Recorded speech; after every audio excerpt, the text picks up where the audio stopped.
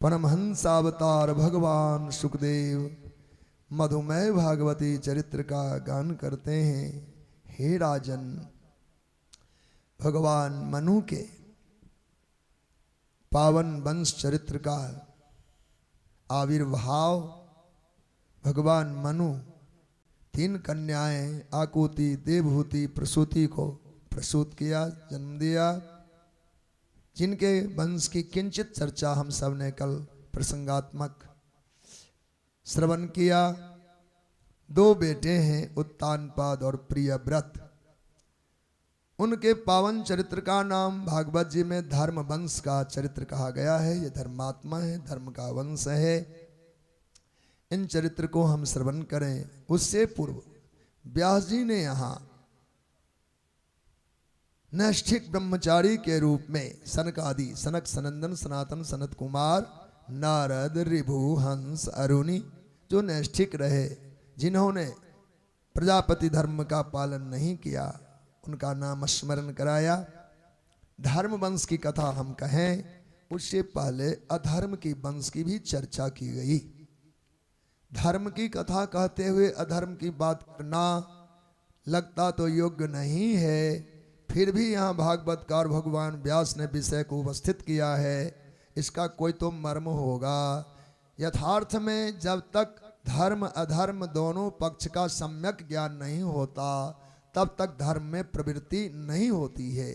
किसी भी क्रिया में दोष जब तक नहीं दिखेगा, तब तक उपरामता नहीं आती है। कई बार अनजाने में भूल करते हुए भी हम भला का ही चिंतन करते हैं। अधर्म में पैर रखते हुए ही धर्म का ही चिंतन होता है। वजह क्या? दोनों के भेद पूर्वक ज्ञान ना होने से। धर्म अधर्म का विषयक विधिवत ज्ञान हो जाए तो हम अधर्म का त्याग करेंगे, धर्म का जीवन में पालन करेंगे। इसलिए व्यास जी ने 4 पंक्तियों की कथा यहाँ अधर्म वंश का वर्णन किया। और इस कथा की महिमा बड़ी विचित्र है, जो अभी हम सुनाएंगे। कहा, भगवान हे राजन, ब्रह्मा जी के ही पुत्रों में अधर्म भी है। ब्रह्मा जी के हृदय से धर्म का जन्म हुआ, पीठ से अधर्म प्रकट हुए।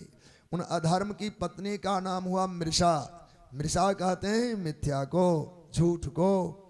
उनका आगे जब वर्धन हुआ तो उसमें दंभ नाम के बेटे हुए और माया नाम की कन्या हुई।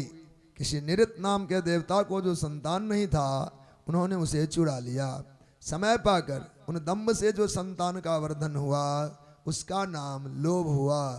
लोभ के वंश में निकृति का जन्म हुआ। निकृत कहते हैं सठता को, उसका नाम शुष्कता भी है। सीधे अर्थों में एकदम साधारण खरोंचदार शब्दों में मूर्खता कह सकते हैं, उसका जन्म हुआ। उनसे क्रोध का जन्म हुआ, क्रोध से हिंसा का जन्म हुआ, हिंसा से कलह जन्म लिए, कलह से दुरुक्ति, दुरुक्ति नाम है गाली का, गाली का जन्म हुआ। गाली से कली का जन्म हुआ, कली से भय जन्म लिए, भय से मृत्यु उत्पन्न हुआ, भय और मृत्यु के संयोग से यातना का जन्म हुआ। और यातना चूंकि किसी स्थल पर ही भोगा जा सकता है, इसलिए उसके बाद नरक का जन्म हो गया। अब ये कथा तो हो गई है धर्म की, इसकी फलश्रुति क्या है? कहा, हे निष्पाप राजन, संक्षेप में मैंने तुम्हें प्रलय के जो कारण है, अर्थात यह पाप नहीं, अधर्म नहीं, अधर्म ना हो तो प्रलय भी ना हो, यहाँ संकेत है। प्रलय के कारण की कथा में सुनाया, अर्थात इन पापों का यदि उन्मूलन हो जाए, समापन हो जाए तो हो ना हो, प्रलय हो ही ना। लेकिन प्रलय के कारण रूप इन अधर्म के वंश को मैंने सुनाया। जो हरिभक्त इस चरित्र को 3 बार सुन लेते हैं, वो निश्चित ही अतिशय पुण्यवान हो जाते हैं। उनकी चित्त की मलिनता दूर हो जाती है।